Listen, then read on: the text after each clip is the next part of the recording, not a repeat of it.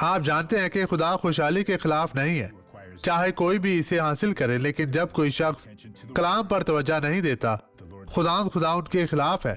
और ये यिर्मयाह 9:3 में दर्ज है, लिखा है, यहूदा की बात करते हुए यरूशलेम का दारुल हुकूमत, वो अपनी जुबान को नाराजगी की कमान बनाते हैं। वो मुल्क में जोर आवर हो गए हैं, लेकिन रास्ते के लिए नहीं, क्योंकि वो बुराई से बुराई तक बढ़ते जाते हैं और मुझको नहीं जानते। खुदाउन फरमाता है, वो एक गुनाह से दूसरे गुनाह में जाते हैं, वो मुझे तसल्ली नहीं देते। मेरे भाइयों, ये वो बातें हैं जिन पर गौर करना हमारा फर्ज है। खुदाउन आपसे बात करना चाहता है। ये गवाही देखें। कमर में दर्द था, लेकिन अब मैं बेहतर हूँ। अब आप बेहतर हैं? जी हाँ। आप ऐसा नहीं कर सकती थी। मैं नहीं कर सकती थी। सुबह जब बेदार होती थी, दर्द होती थी बहुत ज्यादा।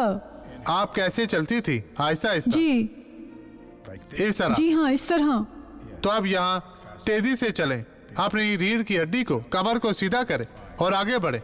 अब आप पर मसा ठहर चुका है। देखें, इस बहन को देखें मेरे भाइयों, वापिस आए, भागती हुई वापिस आए, वापिस आए बहन, वापिस आए। इस तरह। मैं खुशी से रो रही हूँ। खुशी के आंसू हैं। आप क्यों रो रही हैं मेरी बहन? क्योंकि मैं ठीक हो गई हूँ। है मेरी बहन।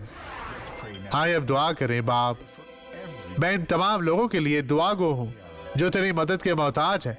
तो इन्हें बरकत दे, बदी को इनकी जिंदगी से खत्म कर, हर तरह की आजमाइश को यस्सु के नाम में इनकी जिंदगियों से खत्म कर, मसीह यीशु नासरी के नाम में। और आपको खुदा तेरा शुक्र, तेरी तारीफ हो। आमीन।